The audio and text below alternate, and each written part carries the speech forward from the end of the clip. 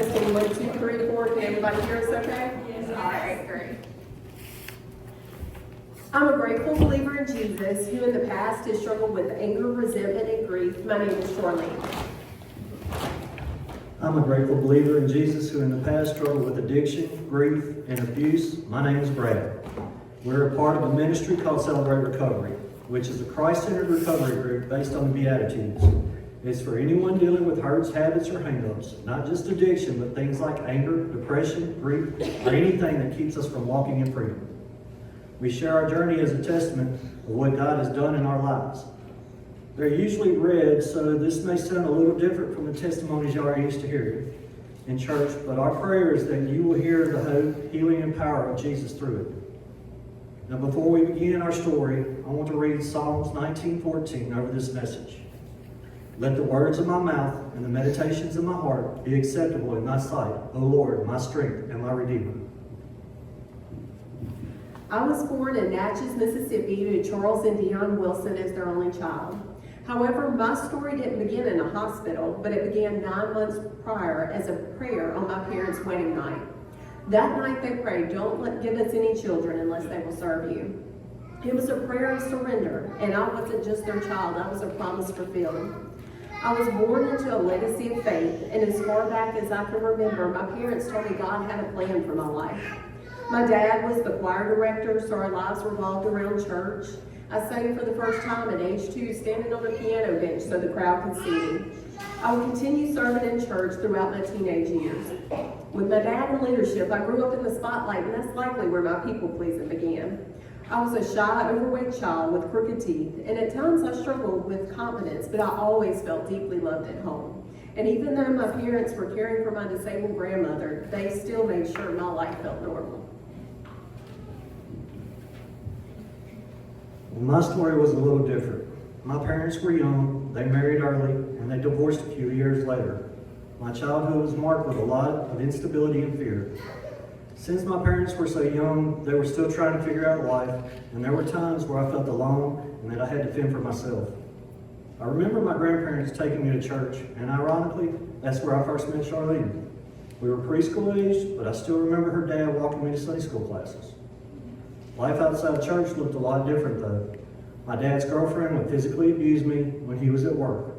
Many days I hid in the woods to avoid her.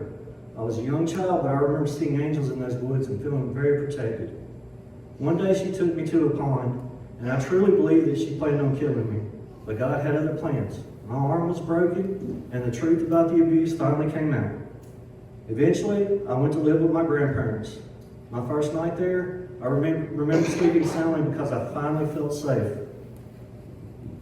At 16, I was at my best friend's house when the guy I was dating showed up with his friend Brad. As I walked down the steps, our eyes met, and instantly I knew I was going to marry him one day. But my friend's young brother interrupted my moment, so I chased him down the street. And apparently that's when Brad knew I was the one too. There was just one problem. I was dating his friend, and he was headed to prom the next night and won mine. But despite the complications, we started dating a few days later. Days turned into months and years, and I moved to Hattiesburg for college, and he stayed behind, but somehow we managed to stay together. We loved hard and fought loudly, but through it all, we chose each other. And we married in December of 2001. 3 years later, we had our Carly. After she was born, I struggled briefly with postpartum depression, but Brad was a natural dad. Many nights she would find him rocking her while playing video games. We were exhausted, but she filled our home with so much joy. When Carly was 2, I injured my back at work. My doctors prescribed Lorcet, Valium, and fentanyl patches for the pain. I trusted my doctor, and to be fair, at that time, prescription pill addiction wasn't talked about much. At first, I thought I just needed the medication to function, to work, and to be a good dad. I felt like I couldn't move without Lorcet. But over time, the prescribed doses didn't work like they used to. I needed more, and that's when the addiction began. I started going to the streets to get pills just to make it through the day. At this point, I was taking about 10 to 15 Lorcets a day and started to realize I had a problem. So I talked to my doctor. This time, he suggested Suboxone treatment.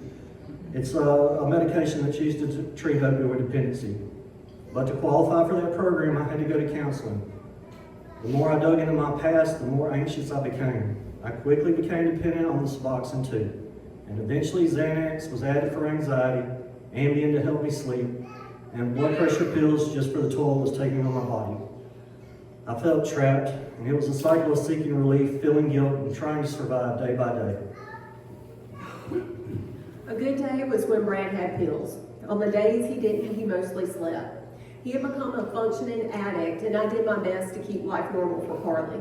I took her to church most Sundays, hoping to give her a foundation of faith. Surrounded by the love and support of her family and friends, she remained blissfully unaware of the struggles around her.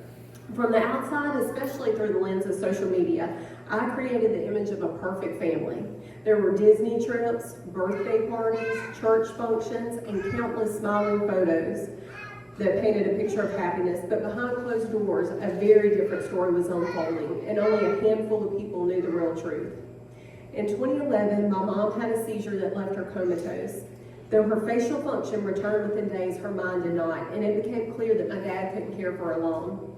After her hospital release, they moved in with us. God miraculously healed her, but exactly 1 year later, tragedy struck again, and our world shattered. My dad went to the ER for what we thought were broken ribs, but everything changed when the doctors found a mass. I was numb, trying to process a reality I couldn't imagine. His health declined quickly, and 2 weeks later, we brought him home on hospice. He lost the ability to speak, but through tears, I told him how much he meant to me, and that he was truly my best friend. I stood at the foot of his bed as he passed away, and a part of me died with him. The night of his wake, I stood outside alone and stared at the moon with tear-soaked eyes and asked God why he had to take my daddy. My pain was so intense it hurt to breathe, but I slapped on a smile and told the world I was okay. At that moment, I didn't know how I was going to make it through the night, let alone a whole lifetime without my daddy. And I hated when people looked at me with pity, so I walked through each day pretending to be okay, but most nights I cried myself to sleep. Life didn't feel fair. God had taken the only man I ever truly trusted, and I tried hard not to be mad at him for it. I had a circle of support and a little girl watching my every move, so I stayed busy to avoid my grief. One day, while cleaning out my dad's things, I looked up and saw a random Christmas decoration. 4 glittery gold letters that spelled hope. In that moment, I felt God speak to me. I knew the pain wouldn't last forever, and one day I'd be stronger because of it. But the change didn't happen overnight. In fact, it took years, but I held on to his promises. A year later, laughter slowly started returning to our home, and one Wednesday night, Carly and I were laughing in the kitchen before bed, but just hours later, everything changed. I was woken by a call that Brad's grandparents had been killed on their way home from church by 3 men drag racing on the highway. Their reckless choice took 2 people who meant the world to us, and just as healing had begun, we were reminded how fragile and unfair life can be. Grief and depression returned, and over the next few years, we also lost Brad's other grandmother and his stepdad. Losing Charlene's dad broke something in me too. She pretended to be strong, but I could see the light going out in her eyes. She was existing and going through the motions, but his death made her a little colder and a little bit more distant. I wanted to fix it, and I tried to be the man he was, her hero, but I just couldn't. Then when my grandparents, the people that made me feel the safest, were killed, I snapped and I was angry. I wanted revenge, but God stopped me from doing something I would later regret. I never stopped believing in God, but man, I was mad at him. I couldn't understand why it felt like one hit after another. What I didn't realize then was that God wasn't punishing me. He was just refining me, even in that pain. And instead of turning to him, I turned deeper into the pills. I just wanted the pain to stop. On the outside, I was still a husband and a dad that showed up. I was there for Carly, but the truth was I really wasn't present. I was so numb and medicated that I lost chunks of time and memories that I just can't get back. The more I used, the more I became disconnected from God and from my family. I don't think either of us were ready to face the weight of everything we have been carrying. I convinced myself that healing meant just getting through the day without falling apart. We were surviving, but not healing. And looking back, I can see how deep the cracks were becoming, even though we thought we were holding it all together. Pretty soon, pawn shops, pharmacies, and drug dealers were seeing more of his paycheck than I did. I was slowly losing the man I loved to addiction while I tried to hold our family together. I was mentally exhausted, angry, and scared, but more than anything, I was heartbroken. During this time, only God and my mama knew the whole story. She would dry my tears, pray, and then remind me, when you've done all you can do, stand. I hated the idea of free will, and I just couldn't understand why God just didn't fix it. I found myself saying, God, what did I do to deserve this? And in one of those desperate moments, God whispered, love him like I love you. That wasn't the answer I wanted, but it was the answer I needed. It reminded me that grace isn't about fixing someone. It's about staying the course and loving someone even when they aren't lovable. And I wish I could say I love Brad the way God told me to, but the truth is I didn't. I was angry, bitter, and tired of hoping things would change while watching them stay the same. And although I still prayed for him, I was quick to yell and bring up all the ways he hurt our family. I knew what grace looked like, but I couldn't always find it in myself to give. I knew what God had called me to do, but the pain was much louder than his voice. I wanted healing, but I didn't know how to stop hurting long enough to make room for it. And as if life wasn't hard enough, my mom's health declined again, and suddenly I was being pulled in even more directions. We made the decision for Brad to leave his job to care for her. Well, I left my job as a firefighter to take care of Charlene's mom, and honestly, the job was already wearing me down. I was seeing too much, from car wrecks to fires to death. Every accident scene brought me back to my grandparents' crash, and every life I couldn't save made me feel more like a failure. I started getting reckless. My paychecks were going to pills, doctor's visits, and pawn shops to buy back guns that I had pawned. When I ran out of money, I would take out cash advances on a credit card or just pawn my guns again. I was taking 2 bars of Xanax a day and waiting hours for dealers in a parking lot just to get a fix. I was completely at their mercy, and I knew I needed change, and I thought a break from that job would help me get clean. Even in all of my mess, God was still using me. Charlene's mom had a severe reaction to her seizure medication being changed, and it affected her mind and her ability to walk and speak. I was able to help her get back on track mostly because I understood what she was feeling. I felt it too. I was relieved when she started improving, but I also felt empty. I tried to wean off Xanax, but depression and anxiety took over again. I was avoiding church because I didn't feel clean enough to come to God. I told myself I needed to get my life together first, but really, I was just running from him. I had exhausted my options at the fire department, so I took a job at the bowling alley, not because I wanted to, but because I needed something to get me off the couch and out of my head. As my mom's health improved, Brad's addiction worsened. He tried to detox several times, but the withdrawals caused hallucinations and restlessness. Each month, his prescription was gone in just a few days. He'd fall asleep while eating, and his speech became so slurred you could hardly understand him. Some nights I'd wait for him to pass out and hide a few pills hoping that he wouldn't notice. Then came 2020 and the world shut down. On April 29th, Brad filled a new prescription and totaled his car. A co-worker dropped him off at home, but he had no memory of what happened or where the car even was. I was left to piece everything together. He hit a pole, and his doctor believed he may have had a seizure from Xanax withdrawals. Luke 8:17. For everything that is hidden will eventually be brought to light and made plain to all. Since the world was shut down, it was easy to keep the first wreck quiet. Brad promised he had learned his lesson, that he was done with pills and ready to go back to work. So we bought another car, and this time I locked up his medicine, only giving him the prescribed amount. His friends took him to pick up his car, and later that same day, he exited Carter Street and crashed again. This time, he totaled his Jeep and 2 parked cars in the Dollar General parking lot. He was slumped over the wheel, and they revived him with Narcan before rushing him to the ER. His friend called to tell me what happened, and my first question was, is he dead? I went to the scene looking for answers, and I felt like I was standing in a war zone. The cops tried to explain his charges, but I was furious. Brad used to work wrecks like this as a firefighter. He should have known better. And this was the kind of recklessness that killed his grandparents. That was my breaking point. Sitting in that parking lot, I called my Sunday school teachers and asked for help getting him into rehab. Through anger, I admitted I wished he would have died, because at least it would have been over. The next day, Carly and I drove him to a Christian rehab in Poplar Mill. Well, after I totaled my second car in a month, I knew something had to change, and I told myself I was going to rehab just to save my marriage.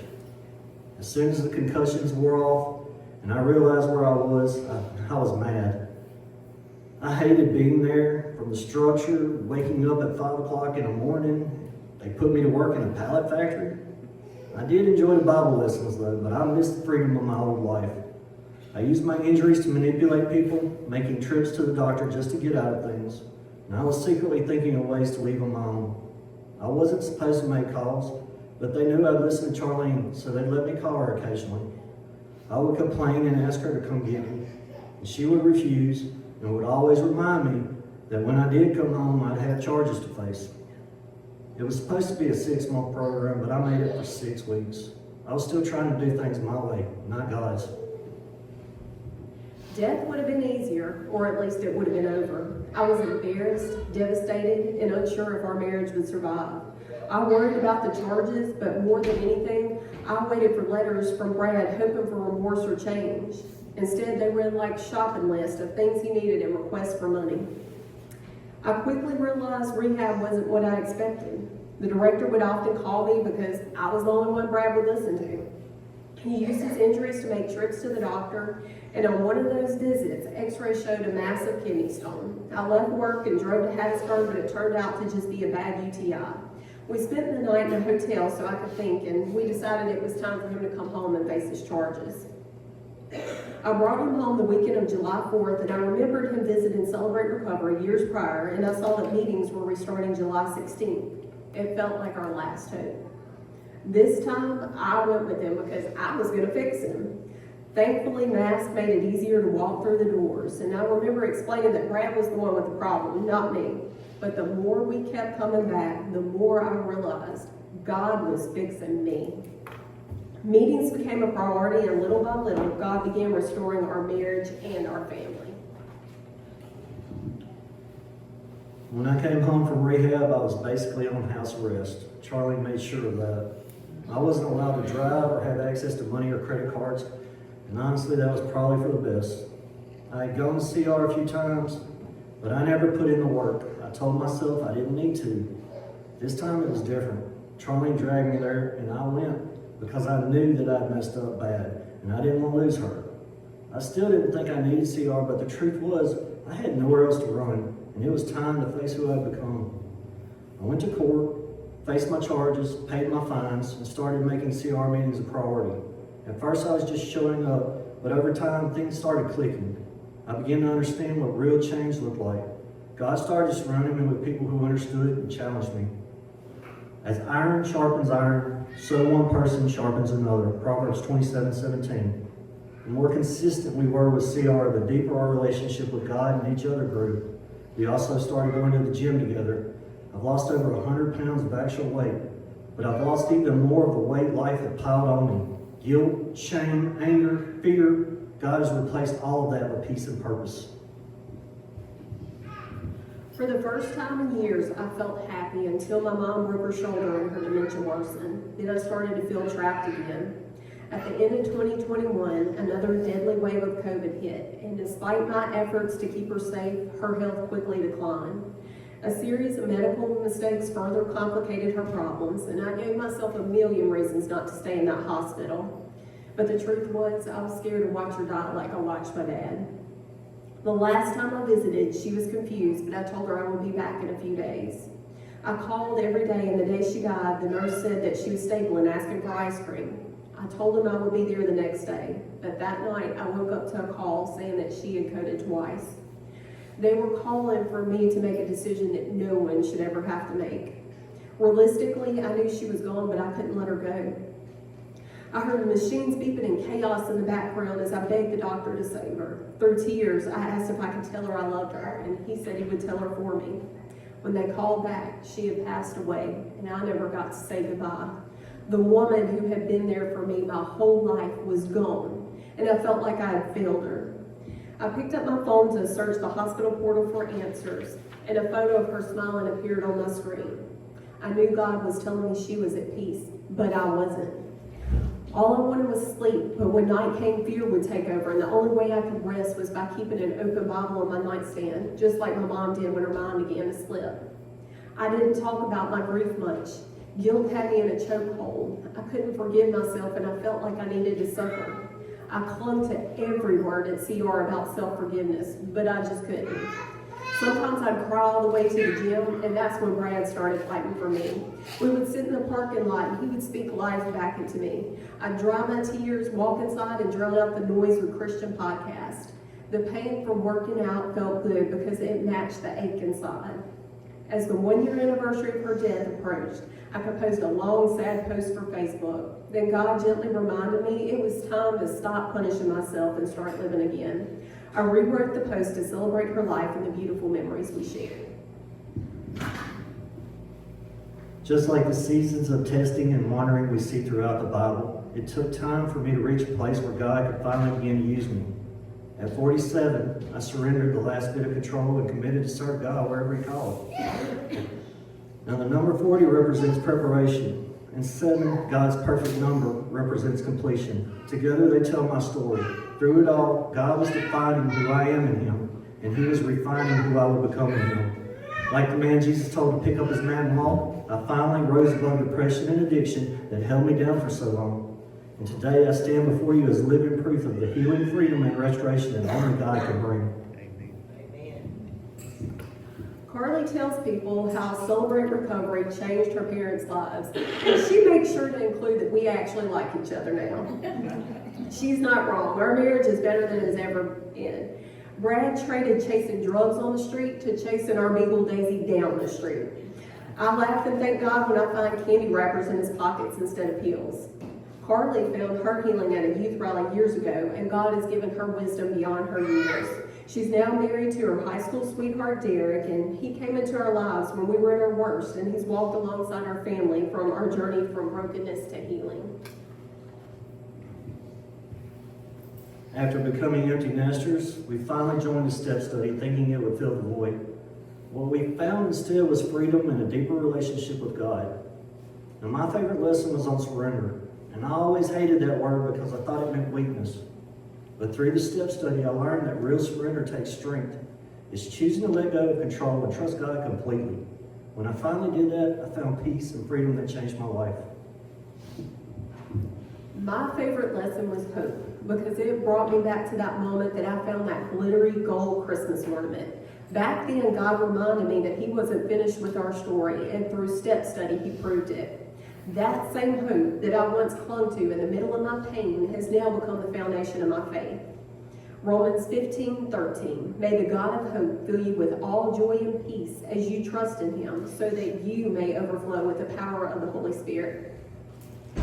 We stepped out of our comfort zone, and we now share our story more openly to give the others the hope that we found that through Jesus, no life is too far gone. What once was tea is now our testimony. Our lives have been renewed and our family has been restored. We lived the first half of our lives for ourselves, but this second half, we're living for God in whichever way He chooses to use us. If you're listening to this and wondering if your story could ever change, please know that it can. God still restores, and there is always hope, even in the darkest chapters. You just have to take the first step. Thank you for letting us share.